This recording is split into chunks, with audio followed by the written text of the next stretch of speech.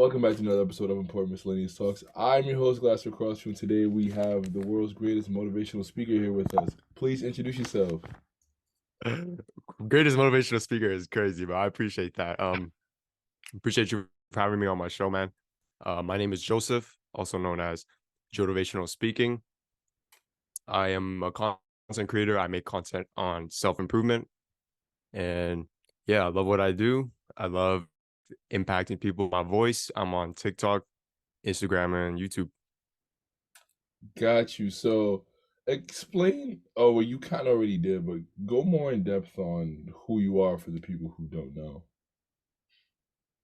Um, well, yeah, I said I'm a content creator. 20 years old from Canada. Essentially just you know, pursuing a passion of mine, Mm, what I call my purpose. I love helping people.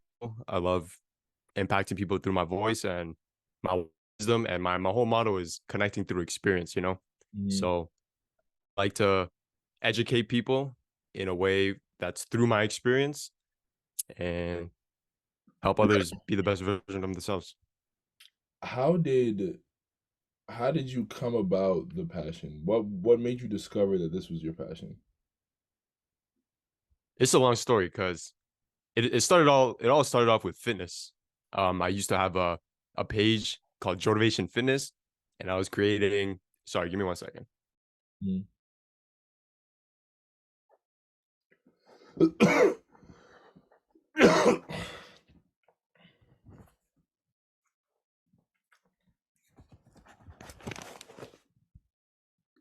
All right,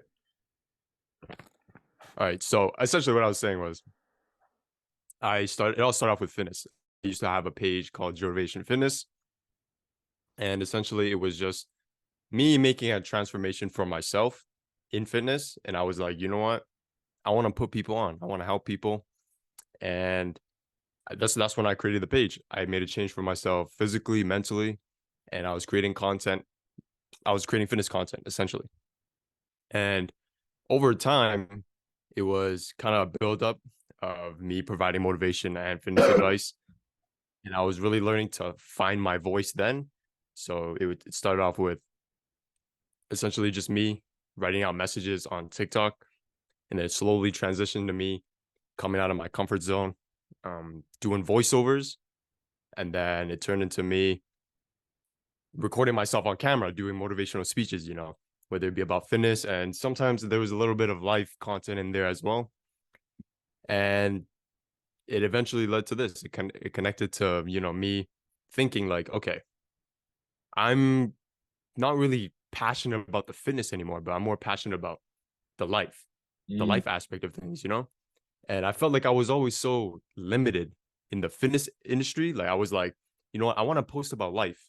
I want to post about my experiences in life in general, but I was so limited in the fitness niche that I felt kind of stuck. And so I ended up taking a leap. I kind of put that page in the past, and then I started pursuing this. Mm. What would you say is the best way to change your mind for the betterment of your life? Change your mind. Can you go more in depth? Like, what do you mean? You mentioned earlier that a lot of things that you would want to change in your life have to first start in your mind. So Mm. what are some of the best ways to improve your mindset, basically? The number one step is visualization. Um, Visualize and figure out, who you want to be, what you want out of life. It all starts with a decision, and that decision starts with your mind. But of course, later on, you're gonna have to put that to use. So you gotta put it to action, basically. Mm. And then you train your mind to kind of adopt that identity that you're visualizing.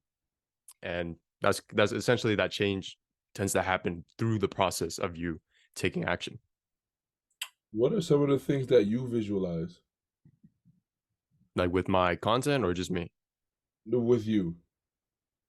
Well, I like to visualize, where I am, how the direction I'm taking this page to, the person that I'm becoming every single day, how I'm improving myself every day, in all aspects of life, physically, mentally, spiritually. and I kind of just work towards that all every day. And how do you visualize it? Do you just think of it anytime you have free time, or do you set time out each day to think clearly about these things? Yeah, so I pray every day. I pray twice a day. So one in the morning and one in the night. That helps me reflect, and I also meditate in that time as well. So it helps me to reflect as well as visualize. I also journal on a daily basis. You know, as soon as I wake up, when my mind is clear, I journal. And yeah, those are the two that really help me to be in the moment and just help me visualize and reflect. Mm. Well, what would you say is the best way to make sure that you wake up energized and focused? Sleep, sleep and diet. But I think your sleep and diving deep into sleep is the consistency of your sleep schedule. I Mm. believe that is it sounds it's so basic and it's so simple, but there's really no way around it. People try to neglect sleep because they try to hustle, or people people have inconsistent sleep schedules to where, you know, it's all over the place. They're sleeping late one night and they're trying to get up early the other morning, and it's just sleep is definitely a big factor to energy. How many hours of sleep do you get on a regular basis? I try to get 8 to 9.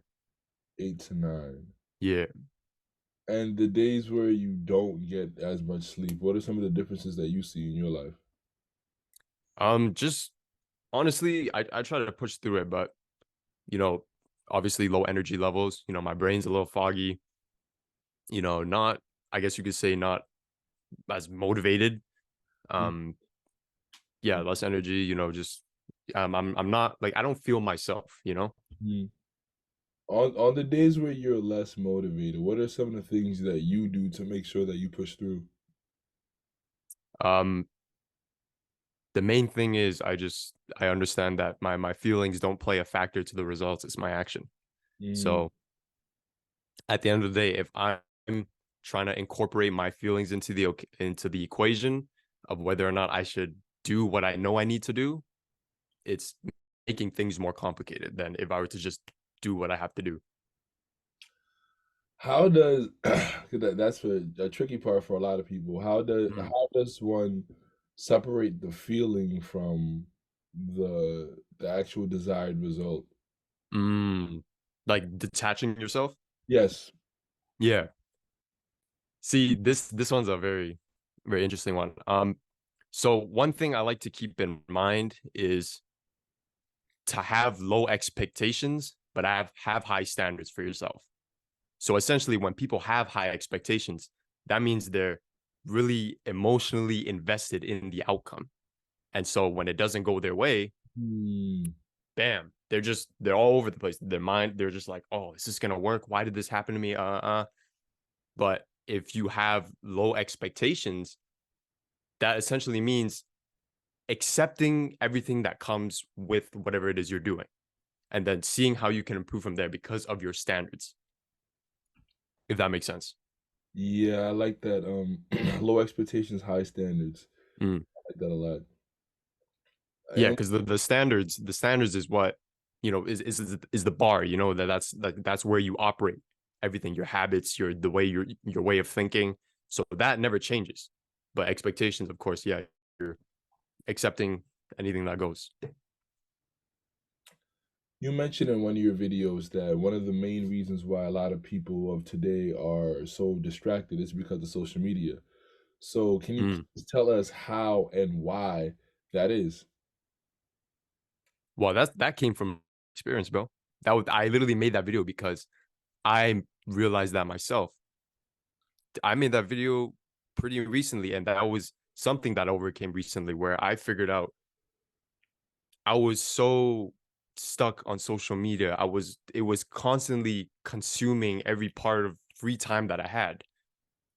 And I would always question, like, man, I never have any time throughout the day to work on my things. You know, I have a job, and you know, I'm doing all this on the side. I never have any time of my day. And I realize every week that I get a notification, and it shows my screen time at the end of every week. And Mm-hmm. it's saying 10, 12 hours. I'm like, damn, okay. Mm. I'm looking through it. I click on the notification and I'm looking. YouTube, 3 hours. Instagram, 2 hours. I'm like, okay, wait, there's something wrong with this. Because I'm telling myself I don't have enough time throughout my day to, go after my goals or whatever. Yeah, I'm on these apps without any purpose. And on top of that, I realized that social media was a killer because it was a killer to the progression in myself and my content. It was limiting my creativity. I really have short attention span. I couldn't focus on things for a long period of time. I constantly had brain fog. I felt mentally drained. And that's when I realized, like, yo, social media is like, if you're not on there for purpose and you're just mindlessly scrolling, that's when it can be a killer to, your mind. Yeah, getting that text at the end of the week about how much screen time you use can be a bit deflating because Yeah. you wonder, wow, it can't be that much. And it really don't, because yo, time be flying by when you just chilling, when you just sitting here just scrolling, scrolling, scrolling. But then that that time adds up every single day, you know? Yeah, I mean, if you think about it, if I even use social media once in the morning for an hour and once at night for an hour, that's 2 hours. You multiply that by seven, you got 14 hours within a week that you Mm, could be doing something so much more productive. real talk. And also, yeah, that's the thing as well. Social media first thing in the morning and social media before night or before you go to sleep. Mhm. I really a really big secret to starting off the day well and ending off the night for a good quality of sleep is to limit that social media usage. So, for example, in the night, if you don't use social media in the night, what I like to do is I like to have a nice shower. I like to clear my mind before I go to sleep, because if I'm on social media right before I go to sleep, that's like already stimulating my brain. You know what I mean? So my brain is like, it's Mm. woken up. So when I try to go to sleep, it's like It's hard to I'm turn I'm off. overthinking. I'm thinking about Look at these numbers. Please subscribe and help me out. Love you. tomorrow. I'm thinking about this. I'm thinking about that. Like, because my brain is on go mode because of what I've been consuming the last 30 minutes before I'm going to sleep. Mm. So that's one thing I've cut out as well, is first thing in the morning and before I go to sleep. Interesting. What would you say is the best way to be consciously intentional throughout the day? Because that's one thing about social media where you're not conscious normally doing it. Like when you're eating, Right. it's kind of your subconscious operating. So, what are some of the ways that we can do a better job of being consciously intentional? Excuse me. Just questioning yourself. You know, um, you know what? Let's take a step back before you even question yourself. Um, have a plan, have a to-do list. Like, know what you want to do throughout the day, so that you can focus on that set schedule, kind of. And then the next step is to, question every now and then why you're on the app or why you're doing what you're doing. I clicked on Instagram subconsciously by accident. You got to be consciously aware, but you got to look at it, and you got to look at yourself and say, okay, why am I on this app? I'm scrolling. I'm just scrolling for no reason when I should be doing this instead. When I set this as my to-do list for this time frame right now, okay, I need to chill. I need to just set this down for now. When I have the free time later, if I want to scroll, then I Hmm. can do that. But now I got to focus on what I know I need to do. So I think it's just about being organized, having kind of like a schedule, and know what you need to do, and then standing on that, making sure you hold yourself accountable. And that's just a choice at the end of the day. If you know everything you need to do, then Right. yeah. Why did you pursue a career in the self improvement field? I believe that was the it honestly just connected to that. Um, when I started with fitness, it's part of self-improvement. And I wanted to kind of reach and connect into different aspects of the self-improvement other than physical, because fitness was more physical. I wanted to touch on the mental side of self-improvement and the spiritual side of self-improvement. And so that was kind of just like a natural thing that happened when I started my fitness page. Mm. Yeah, And where do you see yourself going in this field? man. I definitely want to be on YouTube for sure. Definitely just more, just impacting more people every single day. You know, building a community and just inspiring others to find themselves and find their purpose and to pursue what they love. That's kind of my vision for this. Would you consider being a paid speaker, a paid motivational speaker? Mm, I would consider, yeah. Mm. Yeah. Now, you talk a lot about having low expectations, and I understand why you would want that and why you may want to promote that.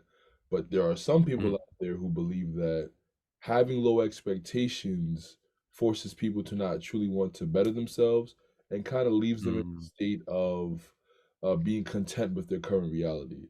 So, what would mhm. you say to people like that? That's when the standards come into play. Mm, Because having low expectations doesn't mean you have low standards. Because, like I said, expectations is being too emotionally invested in the outcome. mm, Versus when you have high standards, it's like, okay, I need to make sure that I'm waking up at this time every day. I need to make sure that I'm disciplined. I'm following my rules, or I'm following my plan for what I got going on for this goal every single day. That's the standard I have. The way I carry myself, my habits, that's the standard I have. But the expectation part of it is, or the outcome part of it is, whatever happens here, I can try to take what I can from it and try to move on and continue to better myself despite whatever outcome. mm. Yeah. Gotta have those standards, man. Yeah. Standards, I feel you. Well, who would you say is the number one person that inspires you? It's a content creator named Taekwondo. Have you ever heard of him? Yes, I like his stuff. Taekwondo. Because it's like he don't really care. He's just himself, and he was able to succeed by being himself and standing on the things that he believes in and what he preaches. And best of all, he preaches, or he walks the talk. You know what I Mhm. mean? What he preaches, what he does in the field, in videos, in the content, he's the same person. He's the same person IRL, So that's something I really connected with and that inspired me for sure. Taekwondo, I know him a lot for his content with, speaking with women. So are you quite the ladies' man there, Joseph? You don't got to put your out there. You don't have to Listen, that put I your ain't gonna lie. I found content through the female nature stuff, his dating game and all that stuff. And I always found that interesting. Um, I was indulging in a little like red pill stuff before, like on my come up with my self improvement and stuff. But over time, I kind of just shifted away from that and really just focused on myself, And then when he was really talking about the spiritual side of and the mental side of the game of life in general, that's when it really hit, because he was saying a lot of things that I never heard of before. I'm like, and it made me look at myself a different way, and it really inspired me to want to be better myself. So yeah. Yeah, I think what a lot of people don't realize about Red Pill, I think the intention is not so much about the women that you get, but the intention is about improving your life, understanding female nature, so be able, Yeah. interact with them better. Being Hmm. becoming the best version of yourself or being the best version of yourself, and by proxy, the women will follow. Exactly. That's how it is. And you're gonna find the right one. See, too many people nowadays are focused on the women instead of themselves, you feel me? But that's a whole different topic, All right, real quick, we let's talk stay about. there for a second. All So right. how do you prioritize women when on your self improvement journey? Because obviously you probably just can't completely neglect 100% of women 100% of the time. So For sure. how do you schedule them in, so to speak? It's like, you know, it's not like I'm never gonna talk to women, you know? It's not like I'm too cool or I'm on too on my grind to talk to women. Nah, it's like I'm open to it, but like I'm not actively seeking it, you know? Like I'm gonna Mm. keep doing me. I'm gonna prioritize me. I'm gonna prioritize my purpose over, anybody I meet. But, if I ever come across a woman who's cool, who's chill, who I can vibe with, woman can be like a comment to your life. You feel me? Even on your journey to coming up to whatever it is you're pursuing. So it's about focusing on yourself, but also keeping an open mind as well, not completely shutting the door to every single person. So it's more so who you attracting rather than what you're pursuing. So yeah. Got you, got you. Nice. So what are some of the most impactful books that you read in your life? 12 Universal Laws of Success. That's one. And Principles by Ray Dalio. You said, And I'm gonna say the book's called Unfuck Yourself by Gary John Bishop. And I only say that because that was the first self-improvement book that I ever read. And that's what got me to reading books. So I'm gonna have to put that up there. A Small Universal Laws of Success, Principles, and Unf Yourself. Yeah. 12 Universal Laws of Success. I mean, that's by Dr. Herbert Harris. Yeah, 12. Okay, got And it. then Principles by Ray Dalio. Got you. Yes, sir. What would you say is the most important thing that you've learned with you being on your journey? Damn, most important. That's Or you could go top three. mm, I'm gonna have to say one, just I think the whole detaching of your outcomes is a big portion, because that one it took me a little bit to get down because I would always let the views get to me. I would always let the comments get to me. And it's not just the negative comments, but the good comments too, the positive ones. Cause it was like an emotional roller coaster of, you know, I'm reading these good comments. Yo, I feel like the shit. And then as soon as I see a negative comment, man, like what even is this, you know? And then so just being able to stay grounded and be myself regardless and detaching myself from all the outcomes, that was probably my biggest lesson so far, for sure. Got you. Yeah, I think that's something that's a tough thing to master. Because I For think sure. human nature naturally wants to be invested in something that you're working towards. Yeah. Interesting. So, what would you say is the best? I think you mentioned this already, but what are some of the best ways to detach from that result? Staying grounded, like knowing who you are and understanding and knowing your why. That's what helps keep me grounded and focused on where I'm trying to go and what I'm trying to do with this. A lot of the times where we get caught up in too much of the present as well. I think that's a thing too, where we're catching all of these, we're facing all these outcomes and we're letting it, I think this plays into the expectations as well. And, being emotionally invested into your outcomes, we're getting hit with all these outcomes when we're too in the moment. And, we're letting it kind of steer off our path. We could just be heading into a completely different direction. And so I think understanding to be grounded and just stay focused on the prize, but also like know yourself and know your why and know, just reflecting every now and then, like, why am I doing this? And what direction am I heading with this? And yeah, that helps me detach from my goals. I forgot where I heard it from, where they said you shouldn't be a reactor to your emotions, but you should observe your emotions instead. Yeah. Reacting instead of, or responding instead of reacting. Yeah. That's a yeah, that one's tough. And my final question: if you could have dinner with five people, dead or alive, who would they be? If I can meet five people, dead or alive, A dinner with five people, dead or alive, who would they okay. be?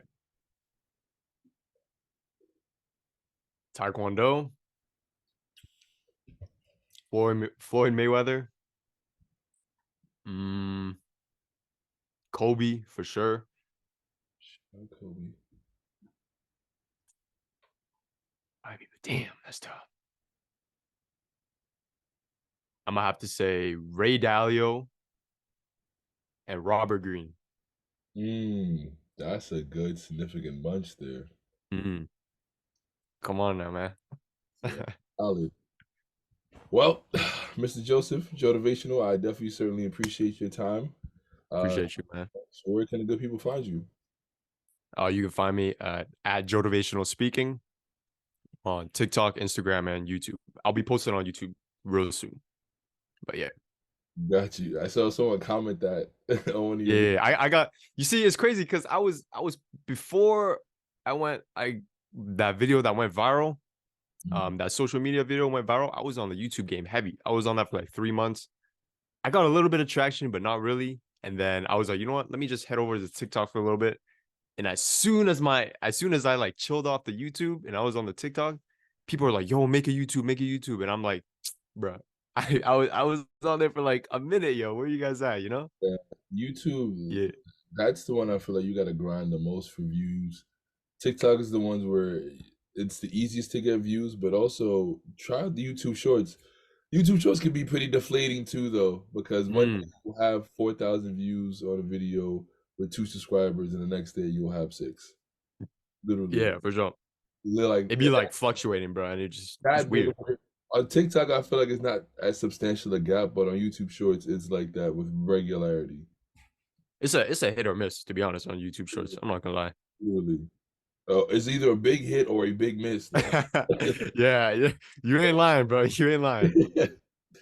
I appreciate the time, Joseph. Thank you. Appreciate you for having me, man.